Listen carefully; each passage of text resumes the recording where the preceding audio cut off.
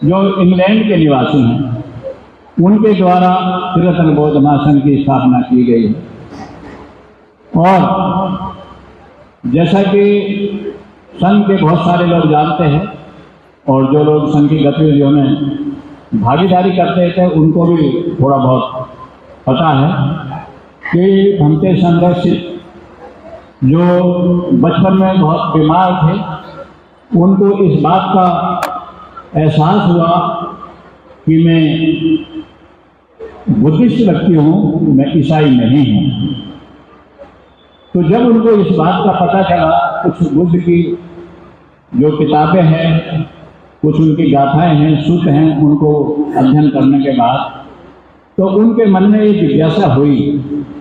कि जब मैं बुद्धिस्ट व्यक्ति हूँ तो मुझे बुद्ध के देश में जाना चाहिए, मुझे वहाँ बुद्ध का ज्ञान अर्जित करना चाहिए। बुद्ध ने जो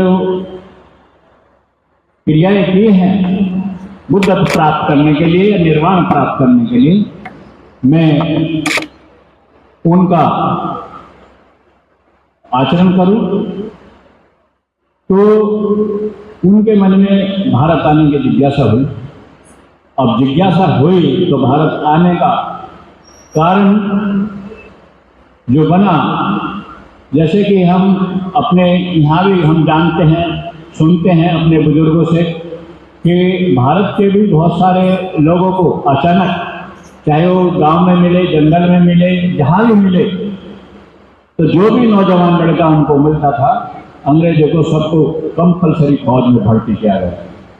और घर वालों को या उनके साथियों को किसी को ये भी नहीं पता था कि हमारा लड़का कहाँ पर है। फौज में गए, अंग्रेज लेके गए, कहाँ है किसी को कोई नहीं पता था। तो वैसे ही भंते संरक्षित बचपन में जब वो 17-18 साल के थे, तो नौजवान लड़के थे, तो वैसे ही उनको भी कंपल्सरी नौजवान बच्चों को ढूंढ कर फौज में भर्ती किया जा रहा था। वो भी ऐसे फौज में भर्ती किए गए और उस फौज में भर्ती होकर के वो भारत की भूमि पर आए। तो जब वो भारत आए तो बड़े उन्हें खुशी का एहसास हुआ कि मैं बुद्ध के देश में आया हूँ। जैसे ही वो भारत की भूमि पर उतरे, उन्होंने भारत की मिट्टी को अपने माथे से लगाया, नतमस्तक हुए और उन्होंने बड़े अपने आप को धन्य समझा कि मैं भारत की धरती पर आया हूँ। तो जब दूसरा विश्व युद्ध समाप्त हुआ तो उन्होंने अपना निर्णय लिया कि मैं भारत से वापस इंग्लैंड अभी नहीं जाऊंगा। और वो भारत में घूम घूम कर बुद्ध के शिष्य कहाँ हैं, बुद्ध का ज्ञान मुझे कहाँ मिलेगा, ये सब बातें ढूंढने लगे, खोजने लगे। तो उन्हें यहाँ ऐसा कुछ देखने को समझने को मिला नहीं कि वो बुद्ध के शिष्य कहाँ हैं, बुद्ध के देश में बुद्ध के अनुयायी कहाँ हैं। तो उन्हें बड़ी निराशा हुई। तो उनको लगा, तो उनके साथ एक बंगाली उनका दोस्त था, तो जैसे भी वो बताते थे लोगों के पास गए, तो सबसे पहली बात यह है कि बुद्धिस्ट होने के लिए मुझे दीक्षा लेनी पड़ेगी। तो दीक्षा लेने के लिए उन्होंने कई सारे भिक्षुओं से संपर्क किया,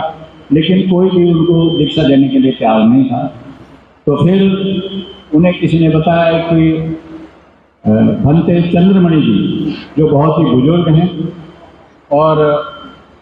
उनके मन में किसी प्रकार का कोई लालच या लोभ नहीं है, वो आपको दीक्षा दे सकते हैं। तो उन्हें पता चला कि चंद्रमणि जी अभी वो कुशीनगर में है और वो अभी सारनाथ में थे। सारनाथ में उन्होंने श्रीलंकन बौद्ध भिक्षुओं से और दूसरे भिक्षु थे उनसे संपर्क किया, लेकिन किसी ने भी बिना पैसे के उनको दीक्षा देने मंजूर नहीं करी। तो उन्हें बताया कि भाई आप वहाँ चले जाए कुशीनगर और वहाँ आपको दीक्षा चंद्रमणि जी देंगे। तो बनारस से और कुशीनगर तक उस समय, आज से लगभग ये समझो कि सन 50 से के आसपास की बात होगी, तो उस समय कितना कठिन मार्ग होगा। और वहाँ से वो दोनों साथी कुशीनगर के लिए पैदल गए, क्योंकि उनके पास पैसे ही नहीं थे, तो पैसे वगैरह सब वो जो सन्यासी रूप में जीवन जी रहे थे तो सब त्याग दिए थे, और कपड़े भी उन्होंने अपने गहरे रंग के रंग लिए थे। तो जब वो घूमते घामते कुशीनगर पहुँचे और चंद्रमणि जी से उनका संपर्क हुआ कि ये मुझे बुद्धिस्ट होना है और आप मुझे दीक्षा दीजिए। तो भंते चंद्रमणि जी को ये लगा कि ये अंग्रेज है और ये बुद्धिस्ट होना चाहता है, तो ये आगे भी कुछ अपनी बात रखने वाला है, तो उन्होंने पहले ही क्लियर किया कि भाई ठीक है, मैं आपको दीक्षा दे दूंगा, लेकिन आगे का जो प्रोसेस है या आगे की जो पढ़ाई है आपकी, मैं उसमें आपकी कोई मदद नहीं कर सकता हूँ। उन्होंने कहा ठीक है, आप पहले मुझे को दीक्षा दीजिए, मुझे बुद्धिस्ट बनाइए, और उसके बाद आगे की बात हम बाद में करेंगे। तो कितना लंबा सफर करके दीक्षा के लिए कितना उत्साह भंते शंकर जी के मन में था, ये देखने वाली और समझने वाली बात है। पैदल चलकर कुशीनगर ये सारनाथ से गए और वहाँ जाकर उन्होंने अपने बुद्ध धर्म संघ को समर्पित होकर त्रिरत्नों की दीक्षा ली और भंते चंद्रमणि के शिष्य हुए। और फिर बाद में संपर्क से उनको पता चला कि आपका जो आगे का जो काम है जिसे मैं नहीं कर सकता, तो उन्होंने कहा कि आपको बनारस ही जाना पड़ेगा, और वहाँ जो विश्वविद्यालय है, हिंदू विश्वविद्यालय वाराणसी में जो है आज भी मौजूद है, तो वहाँ वो पाली भाषा के विद्वान हैं जगदीश काश्यप, वो आपको पाली की शिक्षा देंगे, आगे की आपकी जो कार्रवाई है उसको पूरा करेंगे। तो चंद्रमणि जी ने उनको, जगदीश काश्यप जी भिक्षु थे और वहाँ विश्वविद्यालय में पाली के विभाग के अध्यक्ष थे और पाली के बड़े विद्वान थे। तो उनके पास चंद्रमणि जी उनको छोड़ के आए कि भाई ये एक अंग्रेज है, बुद्धिस्ट है, और मेरे द्वारा इसकी दीक्षा हुई है, आप इसका आगे का प्रोसेस पूरा करिए, मैं उसको नहीं कर सकता हूँ। तो जगदीश काश्यप ने वो बात स्वीकार करी, और भंते ने वो जो जगदीश काश्यप के पास छोटी सी एक कोठरी थी जिसमें वो रहते थे, उन्होंने कहा कि मेरे पास ये एक छोटी सी कोठरी है, इधर मेरी अलमारी है, इधर मेरा ये पलंग है, और इसमें जो थोड़ी सी जगह बची है, आप इसमें अगर रह सकते हैं, इसमें रह करके आप पाली सीखना चाहें, धर्म का अध्ययन करना चाहें, तो आप रह सकते हैं। तो भंते ने कहा कि मैं इस छोटी सी जगह में रह लूँगा, मुझे कोई दिक्कत नहीं, लेकिन आप मुझे सिखाइए। और भंते संघर्ष जी के मन में जो धर्म के प्रति जिज्ञासा थी सीखने की, उनकी लगन और परिश्रम को देखकर जगदीश काश्यप ने उनको कहा कि भाई ठीक है, आप जब भी चाहें, चाहे मैं सो रहा हूँ, कुछ खा रहा हूँ, आराम कर रहा हूँ, चाहे मैं किसी से बात कर रहा हूँ, आपको जब भी कोई परेशानी हो, कोई भी बात पूछनी हो, कोई दिक्कत आए, तो आप मुझे, चाहे रात हो दिन हो, आप मुझे बोल सकते हैं, मैं आपकी उसी समय मदद करूँगा। क्योंकि भंते के अंदर जो लगन थी वो एक देखने वाली बात है। और इस तरह से वहाँ भंते ने अपने जगदीश काश्यप जी के सानिध्य में रहकर पाली का अध्ययन किया, धम्म का अध्ययन किया, पाली को सीखा, और धम्म के जो गुण सूत्र थे, गाथाएं थी, उनको अध्ययन किया, और अपना आचरण उन्होंने जो पंचशील है उनके अनुसार अपने आचरण को उन्होंने सुधारा, और अपने आप को एक तरह से जो अच्छा और सच्चा बुद्धिस्ट होता है वैसे ही अपने आप को निर्मित करने के लिए उन्होंने बहुत अथक प्रयास किए। तो इस तरह से वो भंते उनसे सीखे, और भी बहुत सारे उनके 7 गुरु और हुए हैं जिनसे उन्होंने अलग अलग प्रकार के ज्ञानों की शिक्षाएं दी, और वो जो सीखते थे, समझते थे, उनके बारे में वो जानते थे, उनसे वो उनके शरणगमन को देखकर, उनसे प्रेरणा लेकर वो भी ऐसे ही बनते गए। और उन्होंने यहाँ भारत में बहुत सारे लोगों को ट्राई किया कि वे कुछ लोग अच्छे बुद्धिस्ट बने, जैसे कि बाबा साहब का भी कहना है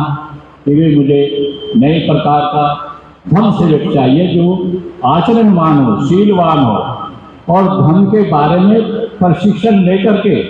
धर्म प्रचार करता है। तो भंते को यहाँ भारत में इस बारे में सफलता नहीं मिली, तो फिर भंते अपने ज्ञान और विद्या में, आचरण में और साधना में प्रवीण होकर के फिर उनको इंग्लैंड वापस जाना पड़ा और वहाँ जाकर के उन्होंने अपने जैसे कुछ लोगों को तैयार किया और वहाँ जाकर के उनको अपने काम करने के लिए उन्होंने वहाँ अपने जैसे कुछ हिप्पी टाइप के लोग थे, उनको देखा उन्होंने कि भाई ये इन लोगों में कुछ चेतना है, ये कुछ आध्यात्मिकता की तरफ बढ़ना चाहते हैं, तो ऐसे लोगों को उन्होंने संपर्क किया और उनको ध्यान सिखाना आरंभ किया। तो इस तरह से जो लोग बुद्ध धर्म संघ को समर्पित होते गए, ऐसे करके उन्होंने इंग्लैंड में 12 लोगों को धर्मचारी की दीक्षा दी, जिसमें 3 महिलाएं थी और 9 पुरुष थे। तो सबसे पहले जब 9 और 3 12 लोगों को भंते संघ जी ने इंग्लैंड में दीक्षा दी, तो ये तिलक संघ अस्तित्व में आया और उन्होंने संघ की घोषणा की। 13 लोगों को हो गए और 13 लोग होकर के संघ की उन्होंने घोषणा की। वैसे ही घोषणा जैसे भगवान बुद्ध ने सारनाथ में 61 लोगों के साथ जब संघ उनका हुआ तो उन्होंने 61 लोगों के साथ होकर के संघ की घोषणा करी। और जो एक तरह से वो गंगा स्नान का दिन जिसको हम बोलते हैं, और उस दिन संघ दिवस हम उसको बोलते हैं। तो भगवान बुद्ध ने 61 लोगों के साथ संघ की घोषणा करी और भंते संघ जी स्वयं को लगाकर 13 लोगों के साथ उन्होंने संघ की घोषणा करी। उसके बाद उनके मन में चेतना आई कि मैं भारत में जो बुद्ध की भूमि है और वहाँ से बुद्ध की शिक्षाएं दूर दूर तक मुझे दिखाई नहीं देती, तो उनके मन में हुआ कि कुछ ना कुछ जो बुद्ध का देश है वहाँ बुद्ध का ज्ञान फैलना चाहिए। तो यहाँ बुद्ध संघ प्रेमी जी की 2 लाइन है शुरू की, वो बातें उनके विचारों से मेल खाती है, तो मैं वो 2 लाइन यहाँ मैं बोलना चाहूँगा। तो वो 2 लाइन ऐसे हैं, बहुत लोगों ने उस गीत को सुना होगा, लेकिन मैं 2 ही लाइन ऊपर की बोलना चाहूँगा। भारत के भगवान बुद्ध का दुनिया में उजियारा, भारत के भगवान बुद्ध का दुनिया में उजियारा, और जहाँ ज्ञान का दीप जलेगा वहाँ रहता क्यों अंधियारा। कि जिस देश में भगवान बुद्ध पैदा हुए हैं वहाँ उनकी शिक्षाएं नामेट कर दी गई हैं, उनका कोई नाम लेवा नहीं है, कोई भी उनकी शिक्षाओं पर ठीक से चलने वाला नहीं है। तो भंते को जब ऐसा एहसास हुआ कि मुझे बुद्ध के देश में कुछ करना है, तो उन्होंने हम अपने एक शिष्य जिनका नाम ब्रह्मचारी लोकमित्र जी है, जिनका फोटो यहाँ पर ये लगा हुआ है, तो उनको भारत में भेजा कि आप जाइए और भारत में कुछ लोगों के उन्होंने नाम एड्रेस दिए कि आप इनसे संपर्क करिए और वहाँ जाइए और भारत में त्रिरत्न बौद्ध महासंघ नहीं, जो बुद्ध का ज्ञान है, बुद्ध की शिक्षाएं हैं, उनका प्रचार प्रसार करिए। तो अपने शिष्य को भेजते हैं। वैसे बाबा साहब भी बोलते हैं कि बौद्ध धर्म का प्रचार प्रसार करना ही मानव की सच्ची सेवा है। तो इस तरह से उन्होंने अपने शिष्य को ये कहकर के बुद्ध के ज्ञान का प्रचार प्रसार करना एक बहुत अच्छी बात है, बहुत अच्छा सद्गुण है, आप उसको करिए और इस कीर्ति से आपको यश मिलेगा, सम्मान मिलेगा और आप भी धर्म के मार्ग पर प्रवीण होंगे। तो लोकमित्र जी यहाँ आए, उन्होंने लोगों से संपर्क किया और यहाँ पर जब क्योंकि वो तो धर्म सीख कर आए थे, ध्यान में प्रवीण होकर आए थे, अपने आचरण में सुधर के आए थे, तो उन्होंने यहाँ लोगों को लगा कि भाई एक अंग्रेज बुद्ध के बारे में बता रहा, एक अंग्रेज बाबा साहब के बारे में बता रहा, तो लोगों में वो लालसा जगी कि हम इसकी बात सुनेंगे। और इस तरह से करते हुए यहाँ पर जब कुछ लोग तैयार हुए तो यहाँ पर भी तो इस तरह से त्रिरत्न बौद्ध महासंघ धीरे धीरे करके आज बहुत ही बड़े मुकाम पर पहुँच गया है। और जितने धर्मचारी पूरे विश्व में हैं, जितने भी, तो उससे 2/3 ब्रह्मचारी भारत में है। तो जिस भारत में ब्रह्मचारियों का, धर्म का आचरण करने वालों का, शील का पालन करने वालों का, ध्यान साधना करने वालों का अभाव था, तो भंते ने उस कमी को पूरा किया है और यहाँ धर्म के मार्ग पर चलने वाले लोग निर्मित हुए हैं और चल रहे हैं। जितने भी ऐसा कैसा पहनने वाले लोग हैं सभी ब्रह्मचारी हैं, जो बहुत ही कठिन परिस्थितियों में धर्म का आचरण करते हैं, ध्यान साधना करते हैं, अपने आप को संघ के लिए समर्पित रखते हैं। तो जब उनका प्रशिक्षण पूरा होता है तो फिर उनकी ब्रह्मचारियों की दीक्षा होती है। और उस प्रशिक्षण पूरा करने के लिए ना तो कोई समय की सीमा है और ना कोई सिलेबस की सीमा। सिलेबस उसमें ऐसा नहीं कि ये सिलेबस पूरा होगा तो मैं ब्रह्मचारी हो जाऊंगा, या मेरे को 4-5 साल हो गए, 10 साल हो गए तो मैं ब्रह्मचारी हो जाऊंगा ना। किसी किसी को 25 साल भी हो सकते हैं, 30 साल भी हो सकते हैं, कोई 5 साल में ब्रह्मचारी बन सकता है। ये बात है उसके समर्पण की कि वो बुद्ध धम्म संघ के लिए अपने आप को कितना समर्पित करता है, कितना अच्छे तरीके से आचरण करता है और कितनी अच्छे तरह से अपनी ध्यान साधना करता है। जब एक आदमी पूरी तरह से परिपक्व हो जाता है तो तब उसको एक ऐसे ही बड़े समूह के सामने उनको ये कैसा पहनाया जाता है। जो हमारे बीच में नवदीक्षित 6 लोग यहाँ बैठे हैं, 2 लोग एब्सेंट है, किसी वजह से यहाँ नहीं आ पाए हैं, तो इनको हसनापुर में जहाँ हमारा आनंद बोध विहार प्रांगण है उसमें बड़े समारोह के साथ 13 अप्रैल को सुबह 11 बजे इन लोगों को ब्रह्मचारी करके घोषणा की गई, इनको ब्रह्मचारी बनाया गया। तो आज हम ऐसे ही जो संघ के सदस्य बने हैं, जिन्होंने अपने आप को समर्पित किया है और आगे के लिए भी उन्होंने प्रण किया है कि मैं त्रिरत्न बौद्ध महासंघ या बुद्ध धम्म संघ के लिए समर्पित रहूँगा और अपना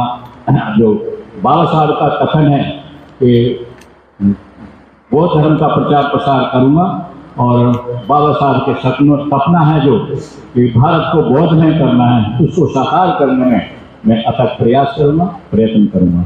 तो ऐसे ही सभी ब्रह्मचारी अपनी अपनी भूमिका निभाते हैं और भारत में, भारत देश को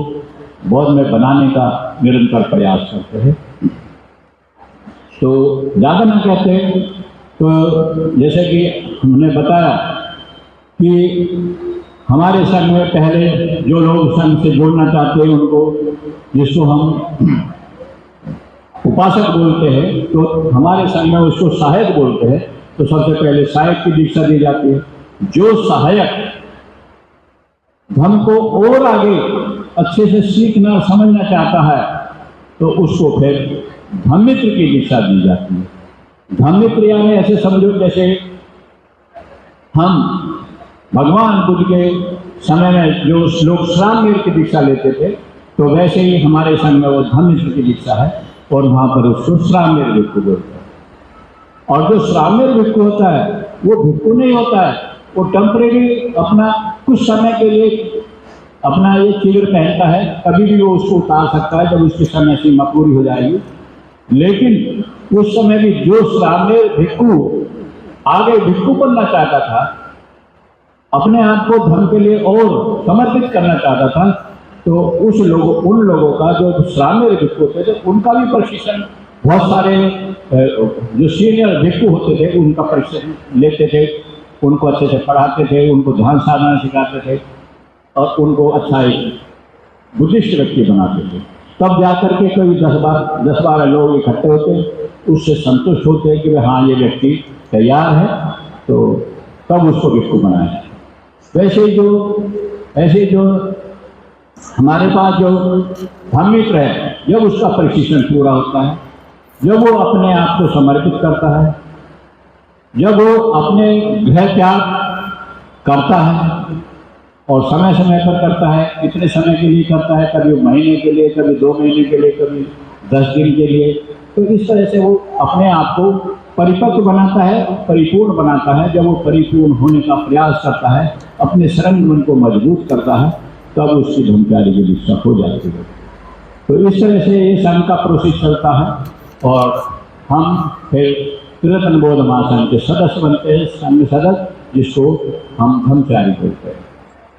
तो इस तरह से संघ का प्रोसेस है। आप लोगों के लिए, चाहे वो किसी भी देश के हों, किसी भी भाषा को बोलने वाले हों, गोरे हों, काले हों, पढ़े लिखे हों, अनपढ़ हों, भारत के हो, विदेश के हो, किसी भी जाति के हों, किसी भी धर्म के हों, किसी भी वर्ण के लिए हो, हमारा संघ सभी के लिए खुला है, सभी को आमंत्रण देता है, सभी से ये निवेदन करता है कि संघ में आइए और अपने जीवन को सुधारिए और दुख मुक्ति के मार्ग पर चलकर अपने जीवन को सफल बनाइए और औरों को भी संघ में आने के लिए, दुख मुक्ति के मार्ग पर चलने के लिए प्रेरित करिए। और आप भी अपने जीवन को सफल बनाइए, औरों को भी उनके जीवन को भी सफल बनाने के लिए आप उनकी मदद करें। जैसे कहा बुद्धिस्ट लोगों की क्या परिभाषा है, बुद्धिज्म की क्या परिभाषा है,